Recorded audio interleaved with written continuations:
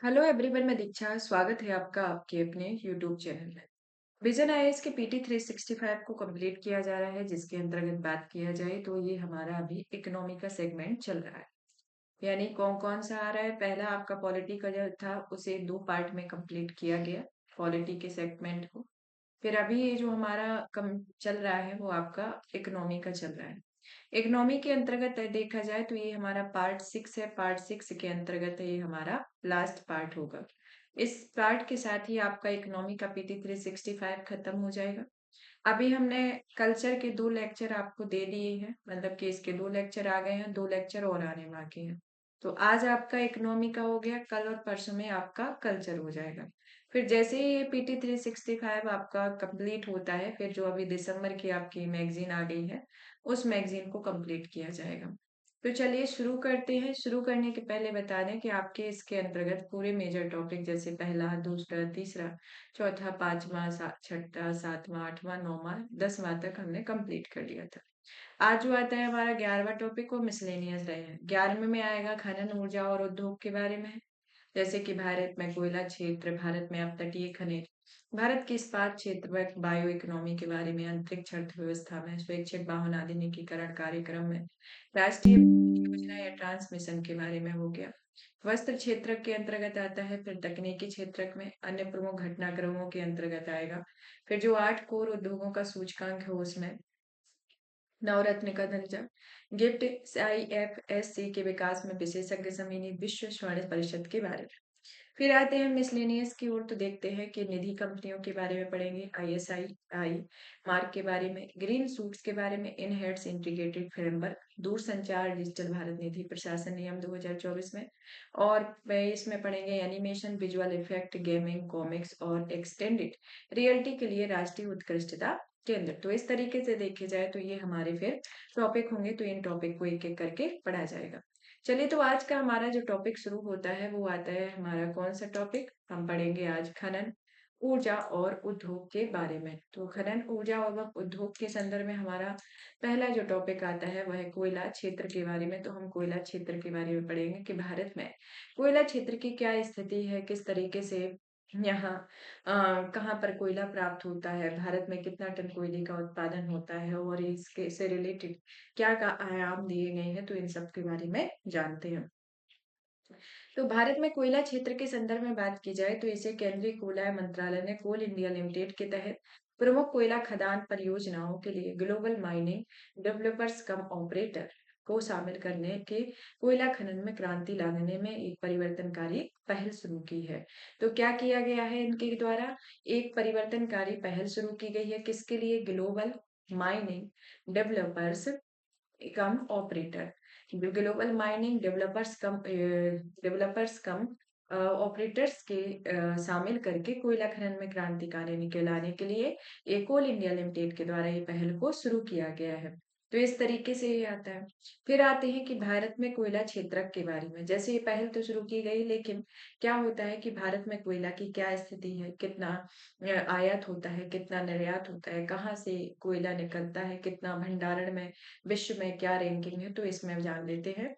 तो भारत में जो उत्पादन आता है वह 2023 में 1 बिलियन टन से अधिक कोयला और लिग्नाइट का उत्पादन होता है। भूगर्भीय भंडार का जो आता है, भारत के पास दुनिया में कोयले का 5वां सबसे बड़ा भूगर्भीय भंडार हुआ। उपभोग के स्तर पर देखा जाए तो भारत दुनिया में कोयले का दूसरा सबसे बड़ा उपभोक्ता देश है। आयात में भारत दुनिया का कोयले में दूसरा सबसे बड़ा आयातक देश है।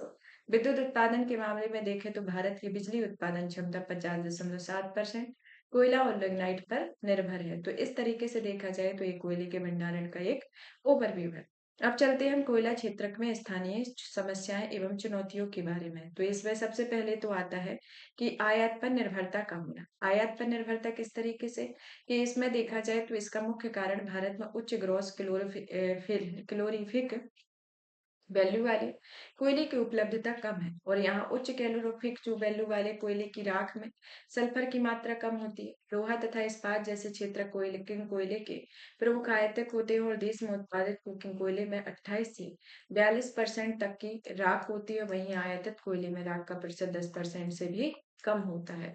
तो इस तरीके से ये आती है। कोल इंडिया लिमिटेड के प्रभुत्व में देखा जाए तो इसमें कोल इंडिया लिमिटेड में देश का कोयला उत्पादन जो की आपूर्ति में 80% से अधिक योगदान देता है, तो इससे रिलेटेड ये आती है। कोयला क्षेत्र में आयात को कम करने के लिए कुछ सुधार किए गए हैं, जैसे कि कोयला खान विशेष उपवन अधिनियम 2015, जो निजी संस्थानों को वाणिज्यिक उद्देश्य के लिए कोयला खानों में नीलामी की अनुमति दी हुई है।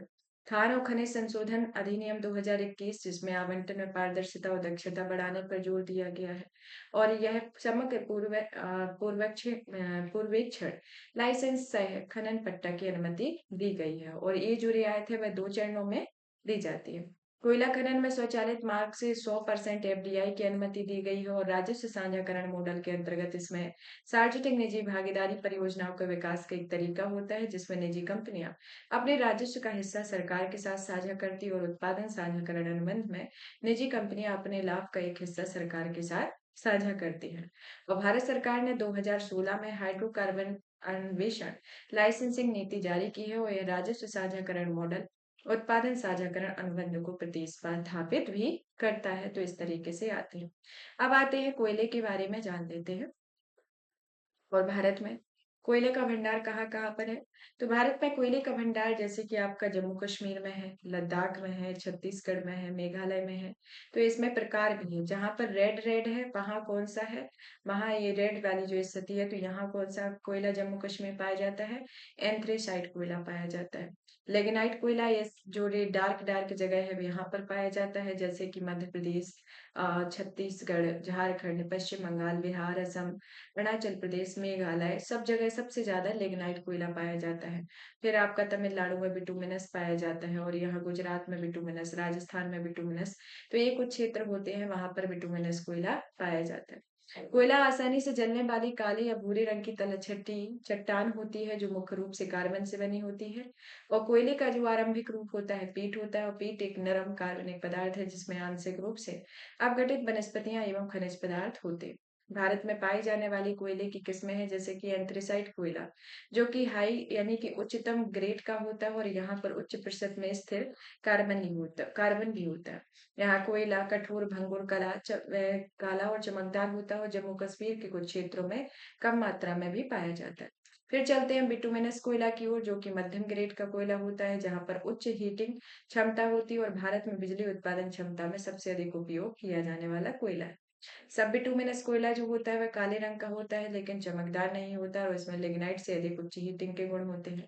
लिग्नाइट कोयला जो होता है वह सबसे निम्न ग्रेड का कोयला होता है, और यहाँ कम कार्बन सामग्री होती है, जैसे कि राजस्थान, तमिलनाडु और जम्मू कश्मीर में के क्षेत्रों में पाया जाता है। और भारत में सबसे अधिक कोयला भंडार वाले 3 राज्यों में उड़ीसा, झारखंड, छत्तीसगढ़ है, जिसमें कोयला संसाधनों में इनका योगदान जो आता है वह 69% आता है। तो इस तरीके से देखा जाए तो भारत में कोयले के भंडार को लेकर ये चीजें हैं। अब चलते हैं भारत में अपतटीय खनिज की ओर। जब अपतटीय खनिज की ओर जाते हैं तो देखते हैं कि अपतटीय क्षेत्र खनिज अधिनियम 2002 के तहत शक्तियों का इस्तेमाल करते हुए केंद्र सरकार ने अपतटीय क्षेत्र खनिज संसाधनों नियम 2024 को तैयार किया हुआ है। ये अपतटीय खनिज संसाधन मतलब कि खनिज के बारे में जान लेते हैं कि भारत में जो अपतटीय खनिज है वो 200 मीटर की गहराई से अधिक की गहराई होगी, वहां पर यह खनिजों के भंडार मतलब मिलते हैं, यानी कि इसकी प्रक्रिया देखने को मिलती है। इसका विस्तार जो है वह 2 मिलियन वर्ग किलोमीटर से अधिक भारत के अनन्य आर्थिक क्षेत्र में बड़ी संख्या में प्राप्ति होती है। खनिज भंडार जो होते हैं वह सोना, हीरा, तांबा, निकल, कोबाल्ट, तांबा, मैंगनीज और विकास के लिए आवश्यक रेयर अर्थ एलिमेंट इसमें शामिल है। इसका भंडारण जो है निम्न अपतटीय क्षेत्र है, जैसे कि गुजरात और महाराष्ट्र के तटों में, ईजेड में, लाइम लिमट, उड़ीसा, आंध्र प्रदेश, केरल, तमिलनाडु, महाराष्ट्र के आंतरिक शेल्फ में और मध्य शेल्फ में भारी खनिज प्लेशन, पूर्वी और पश्चिमी मध्य महाद्वीपीय सीमांत में फास्फोराइट, अंडमान सागर और लक्षद्वीप सागर में पॉलीमेटलिक, फेरोमैंगनीज नोडल्स एंड क्रस्ट होते हैं। तो इस तरीके से ये आते हैं। अपतटीय खनिज खनिज नियम 2024 के अंतर्गत देखा जाए तो यह सभी खनिजों पर लागू होगा। इसमें खनिज तेल, हाइड्रोकार्बन तथा खान एवं खनिज अधिनियम 1957 की पहली अनुसूची के भाग बी में सूचीबद्ध खनिजों के छोड़कर होता है। इसकी डेफिनेशन देखी जाए तो इसमें खनिज प्राप्ति के कई चरणों हेतु संयुक्त राष्ट्र फ्रेमवर्क वर्गीकरण और खनिज भंडारण अंतर्राष्ट्रीय रिपोर्टिंग मानक समिति टेम्पलेट के संशोधित संस्करण का उपयोग किया जाता है, जिसमें इसके विभिन्न चरण होते हैं, जैसे कि एक आता है आपका अन्वेषण दूसरा चरण, जिसमें किसी भी खोज के 4 के चरण शामिल होते हैं। इनमें आता है टोही सर्वेक्षण, दूसरी आती है प्रारंभिक अन्वेषण, सामान्य अन्वेषण और विस्तृत अन्वेषण होता है। संभाव्यता अध्ययन के अंतर्गत जो चरण आता है, जिसमें चरणों में भूविज्ञानिक अध्ययन, पूर्व संभाव्यता अध्ययन और संभाव्यता अध्ययन को देखा जाता है। तो इस तरीके से इसके प्रमुख चरण होते हैं। 2 तरीके के चरण होते हैं और इनके उपचरण होते हैं।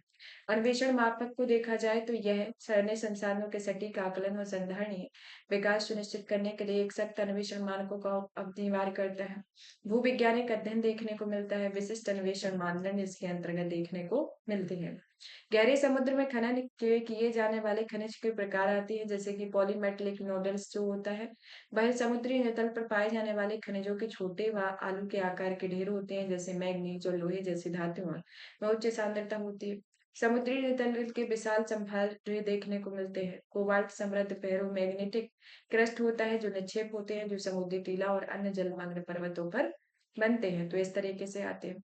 अब चलते हैं भारत के इस्पात क्षेत्रक की ओर। भारत के इस्पात क्षेत्रक को देखा जाए तो हाल ही में केंद्र सरकार ने 2023 तक 500 मिलियन टन घरेलू इस्पात उत्पादन का लक्ष्य निर्धारित किया है। तो क्या किया है, 2023-34 तक के लिए टारगेट रखा गया है कि दो उसमें 500 मिलियन घरेलू इस्पात टन का ये लक्ष्य रखा है। अब इस्पात क्षेत्र के अंतर्गत देखा जाए तो ये एक तरीके से लोहे और कार्बन की मिश्रित धातु होती है, जिसमें कार्बन की मात्रा 2% से कम होती है, मैग्नीज की मात्रा 1%, आंशिक मात्रा में सिलिकॉन, फास्फोरस, सल्फर, ऑक्सीजन शामिल होते हैं और कार्बन की मात्रा अधिक होने पर इसे कॉस्ट आयरन कहा जाता है। इस्पात उत्पादन कोयले पर अत्यधिक निर्भर है और कोयले का उपयोग लोहे एक्स में लोहे ऑक्साइड कम करके लोहा प्राप्त करने और इस्पात में आवश्यक कार्बनिक तत्व शामिल करने के लिए किया जाता है। तो इस तरीके से भारत में इस्पात क्षेत्र के बारे में, इस्पात क्षेत्र के अंतर्गत बात किया जाए तो इसमें आता है उत्पादन, उपभोग, योगदान और व्यापार। उत्पादन जो होता है तो भारत दुनिया के इस्पात में दूसरा सबसे बड़ा उत्पादक है, जो कि कुल कच्चे उत्पादन का 7% है। उपभोग के अंतर्गत देखा जाए तो चीन, संयुक्त राज्य अमेरिका के बाद भारत विश्व का तीसरा सबसे बड़ा उपभोक्ता है, जिसमें व्यक्ति 97.7 किलोग्राम इस्पात खपत से। इसका योगदान जो आता है भारत के सकल घरेलू उत्पाद का, इसमें योगदान लगभग 2% है। और पिछले व्यापार के दशक में व्यापार देखा जाए तो भारत में व्यापार में आयात निर्यात में एक उतार चढ़ाव देखा जाता है और यह वित्त वर्ष 2024 में भारत के निवल इस्पात आयात का तक का देश बन गया है। तो इस तरीके से देखा जाए तो भारत में इस्पात क्षेत्र के बारे में, भारत में इस्पात क्षेत्र के समक्ष प्रमुख चुनौतियां क्या है, इनके बारे में जान लेते हैं। जैसे कि कच्चे माल की कमी होना, कि भारत अपनी कोकिंग कोल की जरूरतों को ऑस्ट्रेलिया से महंगे आयात के माध्यम से पूरा करता है। प्रति व्यक्ति खपत कम होना, कि 2023 में व्यक्ति में प्रति व्यक्ति तैयार स्टील की खपत 219.3 किलोग्राम है और चीन में यह 628.3 किलोग्राम, और वहीं 2023-24 में भारत में प्रति व्यक्ति खपत महज 97.7 किलोग्राम थी। तो इस तरीके से इसके बारे में, इस्पात उत्पादन के लिए कोई बहुत अधिक ऊर्जा की जरूरत होती है, जैसे कि विश्व में यह इस्पात का सबसे बड़ा ऊर्जा उत्सर्जित करने वाला विनिर्माण क्षेत्र है और ये कार्बन फुटप्रिंट का स्तर इसमें काफी अधिक है।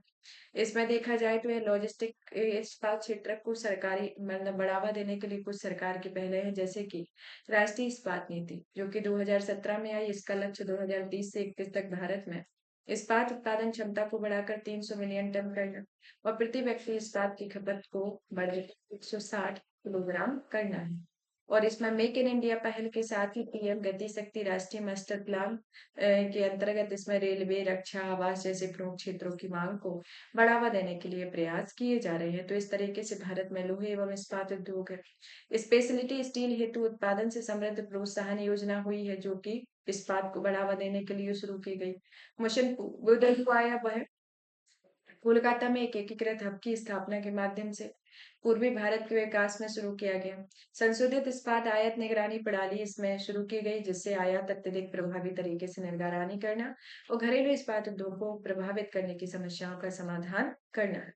अन्य संबंधित तथ्यों में देखा जाए तो यह इस्पात क्षेत्र को कार्बन मुक्त बनाना है, कि इस्पात और भारी उद्योग मंत्री ने भारत में इस्पात क्षेत्र में हरित बनाना रोडमैप कार्य योजना रिपोर्ट जारी है। और हरित इस्पात एक तरीके से ऐसा इस्पात होता है जो कि ग्रीन इस्पात के रूप में इसे परिभाषित नहीं किया जाता, बल्कि इसे जीवाश्म ईंधन के उपयोग के बिना इस्पात के लिए जो ग्रीन स्टील या हरित इस्पात इसे कहा जाता है और इसका जो देश में कितना परसेंट इस्पात उद्योग देश में है, वह 12% कार्बन डाइऑक्साइड उत्सर्जन के लिए आता है। तो कार्बन डाइऑक्साइड कितनी उत्सर्जित होती है इस्पात उद्योगों से?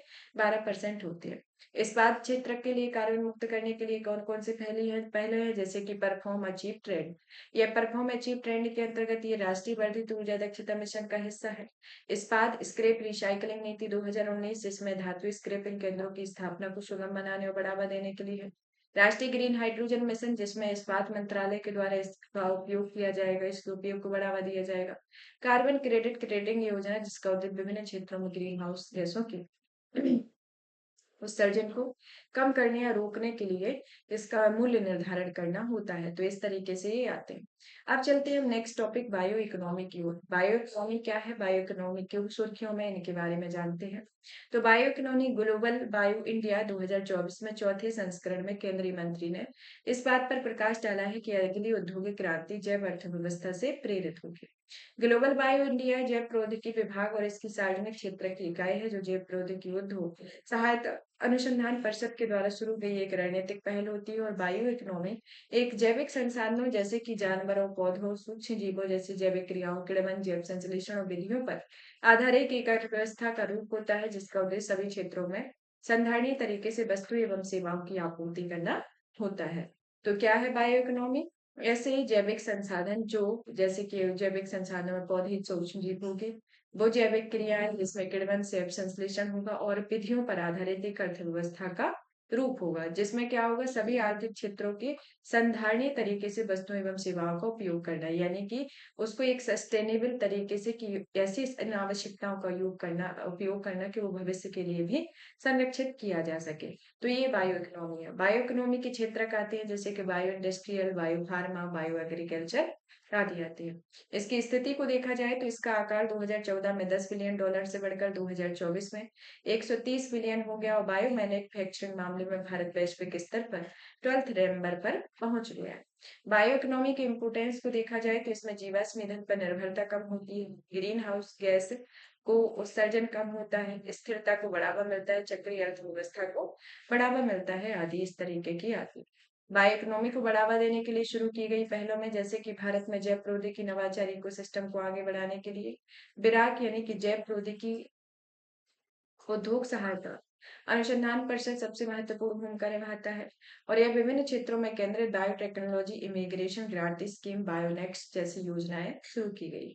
नीतिगत उपाय में देखा जाए तो यह राष्ट्रीय जैव ईंधन नीति 2018, राष्ट्रीय बायो फार्मा मिशन, जैव अर्थव्यवस्था पर राष्ट्रीय मिशन आदि शामिल है और जैव अनुसंधान विनियामक अनुमोदन पोर्टल भी शुरू किया गया है जो कि जैविक अनुसंधान हेतु विनियामक की मंजूरी प्रदान करने वाले एकल प्लेटफॉर्म के रूप में कार्य करता है। तो इस तरीके से इसके प्रमुख पहलू होते हैं। अब चलते हैं हम अंतरिक्ष अर्थव्यवस्था की ओर। तो अंतरिक्ष अर्थव्यवस्था क्या है?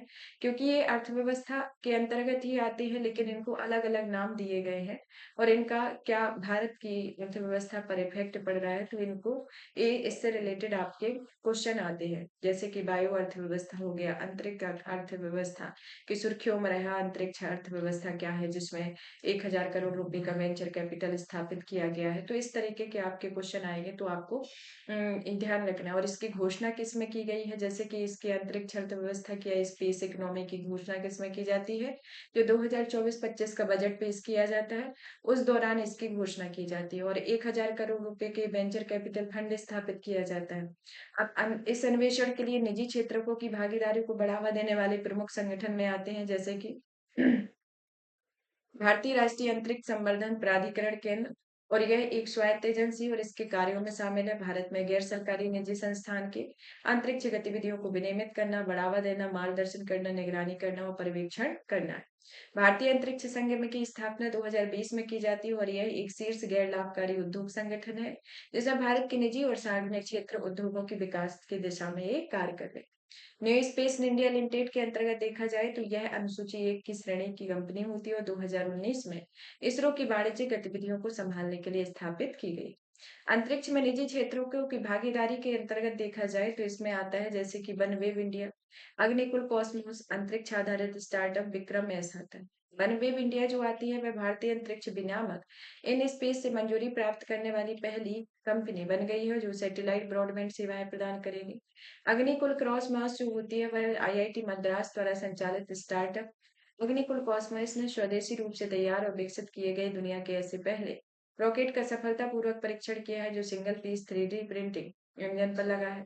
अंतरिक्ष आधारित स्टार्टअप के अंतर्गत देखा जाए तो इसकी संख्या बढ़ाकर 200 से अधिक हो गई है। और विक्रम एस जो आता है वह 2022 में निजी क्षेत्र को द्वारा भारत का पहला विक्रम एस मिशन को प्रारंभ करने के लिए लॉन्च किया गया है। तो इस तरीके से इसके प्रमुख क्षेत्रक आते हैं। अब वेंचर कैपिटल फंड के बारे में भी जान लेते हैं जिसमें 1000 वेंचर कैपिटल फंड स्थापित करने की घोषणा की गई है। तो उसके बारे में बात कर लेते हैं। ये जो फंड होते हैं एक तरीके से यह स्टार्टअप से तथा लघु से लेकर मध्यम आकार के उद्योगों के लिए उनकी आवश्यकता के अनुसार फंड प्रदान करते हैं। ये फंड जो होते हैं वह 2023 में इन स्पेस द्वारा शुरू की गई सीड फंड योजना जैसी पहलों को पूरा करते हैं।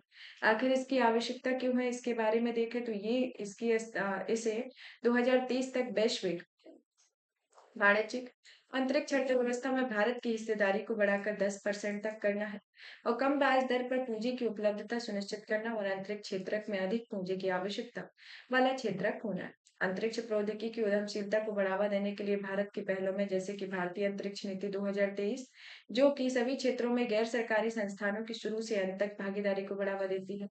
स्पेस टेक इनोवेशन नेटवर्क के बारे में जो कि स्टार्टअप और लघु और मध्यम उद्योगों के लिए सार्वजनिक निजी सहयोग है। अटल इनोवेशन मिशन जो कि इस मिशन में छात्रों को स्पेस सेंटर में विशिष्ट और वास्तविक उन्नयन की चुनौती के लिए दक्ष एवं समाधान आधारित खोजने के लिए प्रोत्साहित करना है इसके अंतर्गत है। फिर आते हैं संशोधित एफडीआई नीति के अंतर्गत अंतरिक्ष क्षेत्र में 100% एफडीआई की अनुमति होना और यह विदेशी केंद्रीय वित्त मंत्रालय विदेशी मुद्रा प्रबंधन नियम 1999 में अंतरिक्ष क्षेत्र के लिए नए प्रत्यक्ष विदेशी नियमों को अधिसूचित किया हुआ है। तो इस तरीके से देखा जाए तो ये भारत के पहले है। अंतरिक्ष क्षेत्र के एवं गतिविधियों के बारे में बात करें तो इसमें आता है जैसे कि एफडीआई की ऊपरी सीमा निवेश मार्ग तो उपग्रह विनिर्माण संचालन उपग्रह डेटा उत्पाद ग्राउंड सेगमेंट और यूजर सेगमेंट में 100% एफडीआई होती है। 74% एफडीआई स्वचालित मार्ग से 74% से अधिक एफडीआई सरकारी मंजूरी से होती है। प्रक्षेपण यान है इससे संबंधित सिस्टम या सब सिस्टम आते हैं और अंतरिक्ष यान को लॉन्च करने और वापस करने के लिए स्पेस पोर्ट का निर्माण किया गया है जिसमें 100% एफडीआई ऊपरी सीमा पर होगा जिसमें 49% एफडीआई स्वचालित मार्ग से और 49% से अधिक एफडीआई सरकारी मंजूरी से होती है।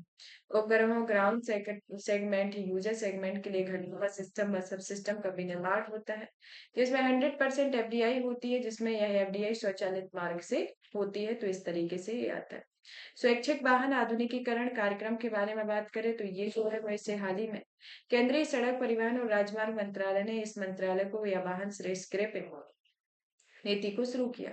वाहन स्वैच्छिक वाहन आधुनिकीकरण कार्यक्रम के बारे में बात करें तो इसका जो उद्देश्य है पंजीकृत वाहन स्क्रैपिंग सुविधाओं और स्वचालित परीक्षण स्टेशनों के नेटवर्क के माध्यम से देश भर में अनुपयुक्त प्रदूषणकारी वाहनों को चरणबद्ध तरीके से एक इकोसिस्टम सिस्टम का विकास करना है। इसके तहत वाणिज्यिक और यात्री वाहनों की विनिर्माता ग्राहकों स्क्रैपेज सर्टिफिकेट उपलब्ध कराने में 2 वर्ष या 1 वर्ष की अवधि के लिए डिस्काउंट या छूट की योजना शुरू करना है। केंद्र सरकार के 2021 के वाहन स्क्रैपिंग नीति की घोषणा भी करना है जिसका उद्देश्य 15 से 20 सालों से अधिक पुराने वाहनों को चरणबद्ध तरीके से सड़कों से हटाना है। और स्वैच्छिक वाहन आधुनिकीकरण का कार्यक्रम के अंतर्गत कुछ वाणिज्यिक वाहन होंगे कुछ निजी वाहन होंगे और कुछ वाहनों के लिए स्वचालित परीक्षणों के लिए स्टेशनों के माध्यम से फिटनेस अनिवार्य होती है और इस तरीके का पंजीकरण फिटनेस के जोड़ा होता है और ये 8 वर्षों तक हर 2 वर्ष में फिटनेस परीक्षण इसमें लिया जाता है और यह इस तरीके से आता है। अब आते हैं निजी वाहन जो कि 15 वर्षों के लिए और इसमें नवीनीकरण के लिए इससे वैध प्रमाण पत्र प्राप्त करना आवश्यक कर दिया गया और इसमें 5 वर्ष के लिए वैध होगा। वाहनों के लिए स्वचालित परीक्षणों के लिए स्टेशन माध्यम में फिटनेस अनिवार्य होगी जो कि 1 अप्रैल 2023 से भारी वाणिज्यिक वाहनों के लिए केवल स्वचालित परीक्षण स्टेशनों के माध्यम से ही फिटनेस परीक्षण अनिवार्य को प्रस्ताव किया जाएगा और 1 जून 2024 तक इसे कई चरणों में निजी वाहनों के साथ साथ बाहरी वाहनों के लिए भी अन्य सभी वर्गों में स्वचालित परीक्षण के माध्यम से अनिवार्य प्रस्ताव किया जाएगा। तो ये स्वैच्छिक वाहन आधुनिकीकरण कार्यक्रम आता है। यह कार्यक्रम आता है जैसे कि सर्कुलर इकोनॉमी से संबंधित होता है, जिसका उद्देश्य रिसाइक्लिंग को बढ़ावा देना, फिटनेस टेस्ट में फेल होने वाले वाहनों को स्क्रैप कर दिया जाना और स्क्रैपन के लिए आर्थिक प्रोत्साहन भी देना, जैसे कि कॉमर्शियल और वाणिज्यिक वाहन निर्माता जो है वह एक्स शोरूम पर 3% की छूट देना और जो पैसेंजर यात्री वाहन और व्हीकल निर्माता जो होते हैं उनके शोरूम पर 1.5% की छूट देना है। तो इस तरीके से इन वाहनों के एक आधुनिकीकरण के बारे में एक मुख्य बिंदु दिए गए हैं। अब आते हैं राष्ट्रीय विद्युत योजना यानी कि ट्रांसमिशन के बारे में कि केंद्रीय विद्युत मंत्रालय के द्वारा राष्ट्रीय विद्युत योजना या ट्रांसमिशन की शुरुआत की गई। इस योजना की विशेषताओं को बात की जाए तो इसमें आता है कि 2030 तक 500 गीगावाट और 2032 तक 600 गीगावाट से अधिक नवीनीकरण ऊर्जा स्थापित करने की क्षमता का ट्रांसमिट करने का लक्ष्य है। 2032 तक 458 गीगावाट का अधिकतम भाग को पूरा करने की मदद करना। इंटर रीजनल ट्रांसमिशन क्षमता को बढ़ाकर 2032 तक 168 गीगावाट तक करना। ट्रांसमिशन सेक्टर को अभिनव घटकों में शामिल किया जाना, जैसे कि 10 गीगावाट तक के अपतटीय पवन ऊर्जा पहाड़ों को ग्रीन हाइड्रोजन और ग्रीन अमोनिया विनिर्माण केंद्रों को विद्युत संबंधी जरूरतों को पूरा करना। नेपाल, भूटान आदि के साथ सीमा पार इंटरकनेक्शन को भी शामिल करना है। तो इस तरीके से देखा जाए तो इसके बारे में राष्ट्रीय विद्युत योजना मिशन की प्रमुख विशेषताएं हैं। इससे संबंधित पहलू आते हैं जैसे कि ये राष्ट्रीय विद्युत योजना जो आती है, यह जो आता है इसे 2003 में केंद्रीय विद्युत प्राधिकरण के अंतर्गत इसे विकसित किया गया है। या ट्रांसमिशन जो है वह उत्पादन के स्रोत अंतिम उपभोक्ता तक बिजली पहुंचाने वाले विद्युत वितरण प्रणाली को आपस में जोड़ता है। और केंद्रीय विद्युत प्राधिकरण की जो स्थापना है विद्युत अधिनियम 1948 के तहत की जाती है और इसमें अध्यक्ष सहित कुल 14 सदस्य होते हैं, जो कि 8 सदस्य केंद्र सरकार द्वारा पूर्ण नियुक्त पूर्णकालिक सदस्य होते हैं और इसका कार्य राष्ट्रीय विद्युत नीति के बारे में केंद्र सरकार को सलाह देना होता है। तो इस तरीके से आते हैं। अब आते हैं वस्त्र क्षेत्र के बारे में। वस्त्र क्षेत्र का क्या रहा है डेटा कि भारत के व्यापार डेटा के अनुसार वस्त्र क्षेत्र 2030 तक कितना हो गया है, $350 मिलियन बढ़ गया है। भारत में वस्त्र क्षेत्र की स्थिति देखा जाए तो इसका योगदान घरेलू वस्त्र तथा परिधान का उद्देश्य में जीडीपी का लगभग 2.3% योगदान देता है और इसका व्यापार जो होता है वह 3.91% की हिस्सेदारी के साथ वस्त्र एवं परिधान में छठा सबसे बड़ा निर्यातक है और इसका निर्यात यूएसए और ईयू की अग्रणी निर्यातक गंतव्य है और इसका रोजगार वस्त्र एवं परिधान उद्योग में देश के रोजगार के मामले में दूसरा बड़ा नियोक्ता है। तो ये भारत में वस्त्र क्षेत्र की स्थिति के बारे में आता है। वस्त्र क्षेत्र में उठाए गए कदमों को देखा जाए तो जैसे संशोधित प्रौद्योगिकी उन्नयन निधि योजना होती है जो कि आधुनिकीकरण और इसमें एक क्रेडिट लिंक्ड सब्सिडी योजना है। या वस्त्र क्षेत्र में क्षमता निर्माण की योजना होती है जो समर्थ है अकुशल कार्यबल की आवश्यकता से संबंधित है। वैसे हाल ही में सरकार ने इस योजना को 2 वर्षों जिसमें 2024 से 25 और 2025-26 की अवधि के लिए बढ़ा दिया गया है। प्रधानमंत्री मेगा इंटीग्रेटेड टेक्सटाइल रीजन अप्रैल अप्रैल यानी कि पीएम मित्रा पार्क्स योजना जो है वह राष्ट्रीय वस्त्र मिशन वस्त्र क्षेत्रों के लिए उत्पादन से समृद्ध प्रोत्साहन योजना इसमें आदि आती है। संबंधित सुर्खियों में आती है जैसे कि विजन एनएक्सटी। विजन एनएक्सटी क्या है, तो ये आता है भारत का पहली फैशन पूर्वानुमान पहल होती है और साथ ही इस दौरान भारत विशिष्ट फैशन ट्रेंड बुक परिधि 24x25 का भी विमोचन किया गया। यह प्रौद्योगिकी जो है वह द्विभाषी पोर्टल है इसमें भारत की बहुलता सांस्कृतिक विविधता को दर्शाते हुए अलग अलग क्षेत्रों में फैशन के रुझानों की पहचान मानचित्रण और विश्लेषण करना और ये आर्टिफिशियल इंटेलिजेंस और इमोशनल इंटेलिजेंस का उपयोग इसके अंतर्गत किया गया है। तो इस तरीके से देखा जाए तो ये आपका कौन सा आता है विजन एक्स टी के अंतर्गत एक प्रमुख प्रावधान देखने को मिलते हैं। तो इस तरीके से आते हैं। अब चलते हैं हम नेक्स्ट टॉपिक की ओर, मतलब कि हमारा इसके अंतर्गत नेक्स्ट टॉपिक आता है तकनीकी वस्त्र के बारे में। तकनीकी वस्त्र जो है एक तरीके से हाल ही में जो तकनीकी वस्त्र आया है उसमें देखा जाए तो इसमें राष्ट्रीय तकनीकी वस्त्र मिशन का अधिकार प्राप्त कार्यक्रम समिति ने ग्रेट परियोजना की पहल के तहत 7 स्टार्टअप प्रस्तावों को मंजूरी दी है।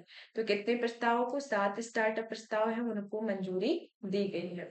Grant for research and entrepreneur across एम्पायरिंग innovative in textile यानी कि ग्रेट पहल के बारे में बात करें तो ये जो पहल है इसका परिचय देखते हैं। सबसे पहले तो इसे राष्ट्रीय तकनीकी वस्त्र मिशन का अनुसंधान विकास और नवाचार घटक होना है। यह वस्त्र मंत्रालय का नोडल मंत्रालय है। इसका उद्देश्य क्या है? युवा इनोवेटर्स, वैज्ञानिक, तकनीकी विशेषज्ञ और तकनीकी वस्त्रों के क्षेत्र में अपने विचारों को व्यावसायिक प्रौद्योगिकियों या उत्पादनों में बदलने के लिए प्रोत्साहित करना है। और अनुदान सहायता में देखा जाए तो यह सामान्यतः 18 महीने की अवधि के लिए 50 लाख रुपए का अनुदान होता है। तो ये सब जो टेक्निक है वह ए ग्रेड पहल के अंतर्गत आती है। अब ये आते हैं तकनीकी वस्त्र के बारे में भी जान लेते हैं। तो इसकी डेफिनेशन क्या है? इसकी डेफिनेशन जो देखी जाए वो आता है कि तकनीकी वस्त्र को एक दरअसल ऐसे वस्त्र सामग्री और उत्पादों के रूप में परिभाषित किया जाता है जिनका उपयोग सौंदर्य और सजावटी विशेषताओं के बजाय तकनीकी प्रदर्शन और कार्यात्मक यानी कि फंक्शनल गुणों के आधार पर किया जाता है। इसका उपयोग कृषि, सड़क, रेलवे ट्रैक, खेत खून परिधान, स्वास्थ्य क्षेत्र से लेकर बुलेट प्रूफ जैकेट, अग्निरोधक जैकेट, अधिक ऊंचाई पर पहनने योग्य कॉम्पैक्ट गियर और अंतरिक्ष क्षेत्र में शामिल है। और भारत तकनीकी वस्त्र बाजार में दुनिया का 5वां सबसे बड़ा बाजार है। तो ये सब आपका टेक्निकल जो वस्त्र आते हैं उनके बारे में। अब इसके लिए भी कुछ पहले शुरू की गई है। तो पहले कौन कौन सी आती हैं? जैसे कि राष्ट्रीय वस्त्र तकनीकी वस्त्र मिशन। इसका लक्ष्य क्या है? भारत की तकनीकी वस्त्र उद्योगों में वैश्विक रूप से अग्रणी देश के रूप में स्थापित करना। ये उत्पादन से समृद्ध प्रोत्साहन योजना, प्रधानमंत्री mega integrated textile regional and April park योजना, एकीकृत वस्त्र पार्क योजना। उपयोग क्या होगा? कई केंद्रीय मंत्रालय विभागों में अनिवार्य उपयोग के लिए चिन्हित करना। अन्य जियो टेक्सटाइल, एक्सो एग्रो टेक्सटाइल, मेडिटेक टेक्सटाइल आदि की गुणवत्ता नियंत्रित विनिमय जारी जारी करना। तो इस तरीके से ये आते हैं।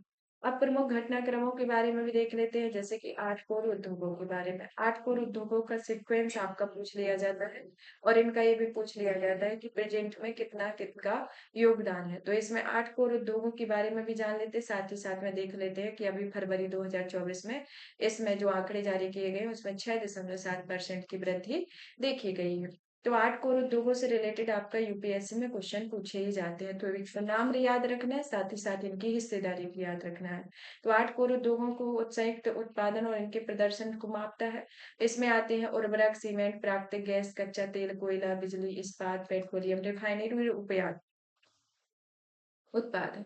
इनका हिस्सा क्या है? 40.27% आता है। और यह स्कोर सूचकांक में पेट्रोलियम रिफाइनरी उत्पादों को भारत सबसे अधिक 28.04% होता है और इसके बाद जो आता है वह 19.85% आता है। और कोर उद्योगों के सूचकांक में वाणिज्य एवं उद्योग मंत्रालय के आर्थिक सलाहकार कार्यालय द्वारा इसे जारी किया जाता है। तो ये सूचकांक किसके द्वारा जारी किया जाता है? आर्थिक सलाहकार कार्यालय द्वारा जारी किया जाता है। और इसमें कौन कौन से उद्योग हैं? उर्वरक, सीमेंट, प्राकृतिक गैस, कच्चा तेल, कोयला, इस्पात, बिजली और पेट्रोलियम रिफाइनरी होती है। अब आते हैं नवरत्न के दर्जे के बारे में। तो भारत में क्या हुआ है अभी हाल ही में, जो नवरत्न कंपनियां हैं उनमें 2 कंपनियों को और ऐड किया गया है। तो चलिए जान लेते हैं कि नवरत्न कंपनियों के अंतर्गत कौन कौन सी कंपनियां हैं, साथ ही साथ ये कि क्या क्राइटेरिया होना चाहिए नवरत्न और मणिरत्न के शामिल होने में, और प्रेजेंट में कौन कौन सी कंपनियों को स्थापित किया गया और इन कंपनियों की स्थापना कब की गई थी। तो लोक उद्यम विभाग के अंतर्गत देखा जाए तो यह भारतीय अक्षय ऊर्जा विकास एजेंसी लिमिटेड और solar energy corporation of India limited को नवरत्न का दर्जा दिया गया है। इरडा जो आती है वह एक तरीके से नवीन और नवीनीकरण ऊर्जा मंत्रालय के प्रशासनिक नियंत्रण में कार्य करती है। इसकी स्थापना 1987 में होती है और यह एक गैर बैंकिंग वित्तीय संस्थान के रूप में की गई। केंद्रीय नवीन और नवीनीकरण ऊर्जा मंत्रालय के अंतर्गत केंद्रीय सार्वजनिक क्षेत्र उपक्रम भी होता है। जो दूसरी आती है solar energy corporation of India limited. अब आते हैं नवरत्न का दर्जा जो होता है, अलग अलग मापदंड है, जैसे कि मिनी रत्न फर्स्ट जो है और अनुसूची ए 6 प्रदर्शन सूचकांक में कुल 60 स्कोर या उससे अधिक होता है और इसमें निबल लाभ, नेटवर्क, सेवाओं की लागत प्रति शेयर आय इसमें शामिल है।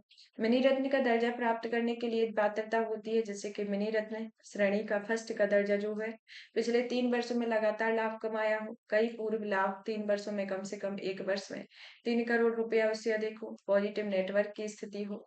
मनी रत्न सेकंड का दर्जा जो आता है पिछले 3 साल में लगातार मुनाफा कमाया हो, पॉजिटिव नेटवर्क की स्थिति में होना चाहिए। तो इस तरीके से ये आता है।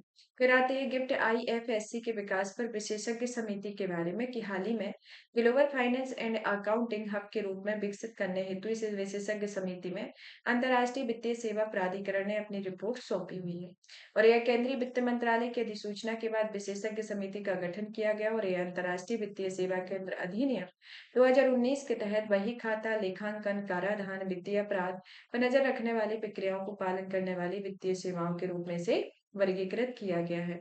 तो इस तरीके से ये आता है। अंतर्राष्ट्रीय वित्तीय सेवा केंद्र के बारे में जान लेते हैं जिसकी स्थापना 2015 में गुजरात में होती है यानी कि gift Gujarat international finance tech city या गिफ्ट सिटी के रूप में होती है और यह घरेलू अर्थव्यवस्था में क्षेत्राधिकार के बाहर के ग्राहकों को सेवा प्रदान करते हैं। अब आते हैं विश्व स्वर्ण परिषद के बारे में जो कि 2024 में स्वर्ण परिषद की खपत जो है अनुमान बढ़कर 850 टन हो गया है। तो कितना हो गया है? 850 टन इसका अनुमान जिस तरीके से दिया गया था उससे बढ़कर हो गया है। जान लेते हैं कि विश्व स्वर्ण परिषद की स्थापना कब होती है क्योंकि अगर इसका अनुमान बढ़ा हुआ है तो ये चर्चा का विषय तो रहा ही है तो इसकी हिस्ट्री जानना भी जरूरी है। तो इसे गठन 1987 में किया जाता है और यह स्वर्ण से संबंधित अथॉरिटी होती है जो विशिष्ट स्वर्ण बाजारों की खोज करती है और अनुसंधान करते हैं। और ये कमोडिटी के रूप में स्वर्ण होता है जैसे कि प्रमुख निर्यातक 2022 में स्विट्जरलैंड, संयुक्त राज्य अमेरिका, संयुक्त अरब अमीरात है। प्रमुख आयातक में स्विट्जरलैंड, चीन, संयुक्त अरब अमीरात, यूनाइटेड किंगडम, भारत है। शीर्ष उत्पादक में चीन पहले स्थान पर है, फिर ऑस्ट्रेलिया, रूस, कनाडा, अमेरिका का स्थान आता है। और भारत में स्वर्ण में सबसे बड़ा संसाधन बिहार का 44%, राजस्थान का 25%, कर्नाटक का 21% और भारत चीन के बाद दूसरा सबसे बड़ा उपभोक्ता है। तो इस तरीके से ये कमोडिटी के रूप में स्वर्ण के बारे में है। अब चलते हैं मिसलेनियस जो कि हमारी इस श्रृंखला का अंतिम टॉपिक है। मिसलेनियस में आता है पहला निधि कंपनियां जो कि कॉर्पोरेट कार्य मंत्रालय ने धोखाधड़ी का काम करने वाली निधि कंपनियों पर शिकंजा कसा हुआ है। तो निधि कंपनियों के बारे में जान लेते हैं जो इस मतलब किन कंपनियों के को धोखाधड़ी के मामले में पकड़ी गई हैं।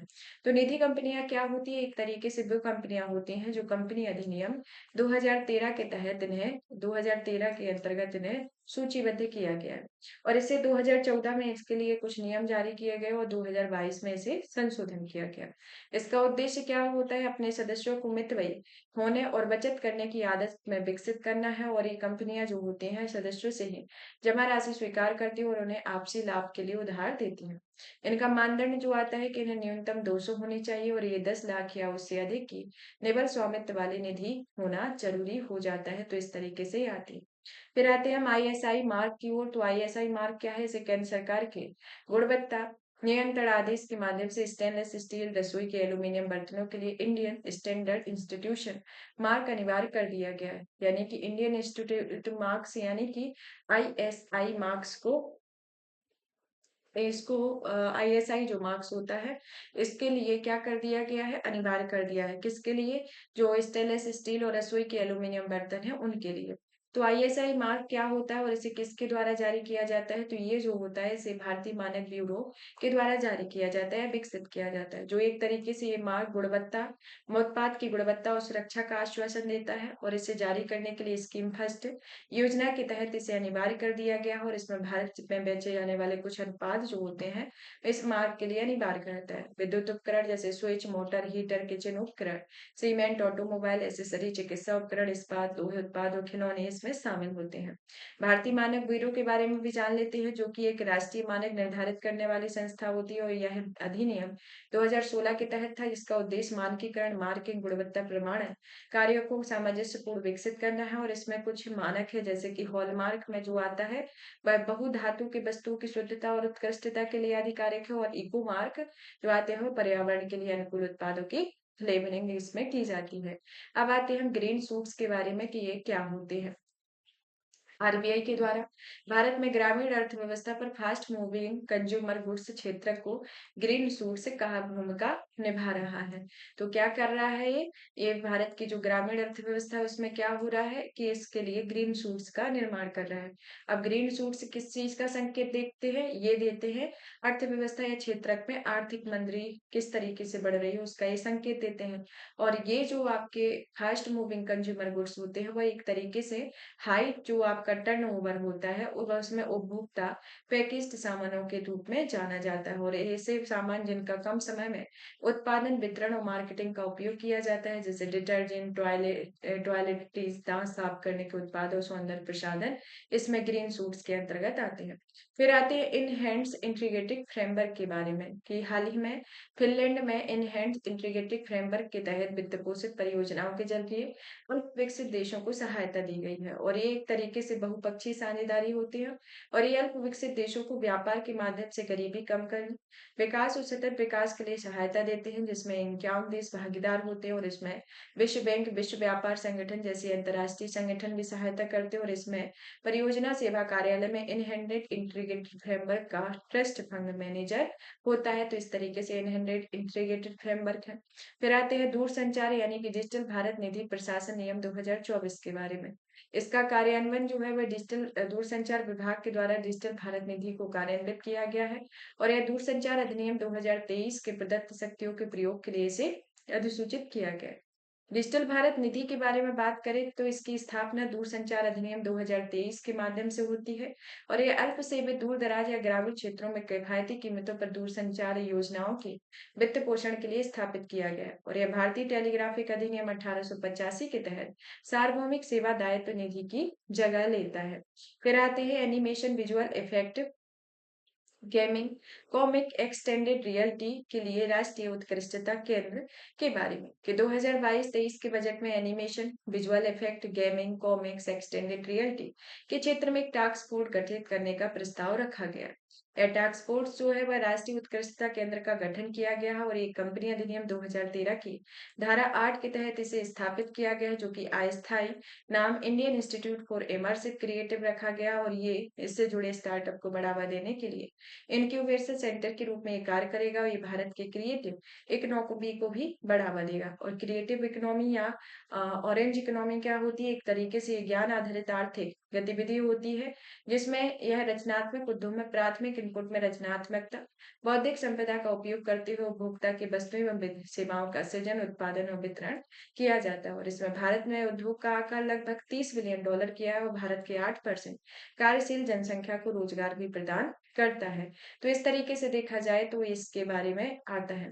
यहाँ पर ये आपके पीटी 365 जो इकोनॉमी से रिलेटेड है वो आपका फिनिश होता है। यहाँ आपका इकोनॉमी से रिलेटेड जो सेगमेंट है वो फिनिश हो गया। अब आपका जो कल्चर का जो है वह कल्चर का सिर्फ 2 ही बचा हुआ है। कल्चर के अंतर्गत 2 पार्ट में और आपका दे दिया जाएगा तब तक फिर आपका 2 में जैसे कि 2 दिन बाद ही फिर आपकी मैगजीन शुरू हो जाएगी जो दिसंबर की आई हुई है। तब तक आप इस सेशन को ज़्यादा से ज़्यादा शेयर करें, वीडियो को लाइक करें, चैनल को सब्सक्राइब करें और पीडीएफ आपको हमारे Telegram channel UPSC PSC with Diksha पर पीडीएफ मिल जाएगी तो आप वहां से पीडीएफ को डाउनलोड कर लें। धन्यवाद।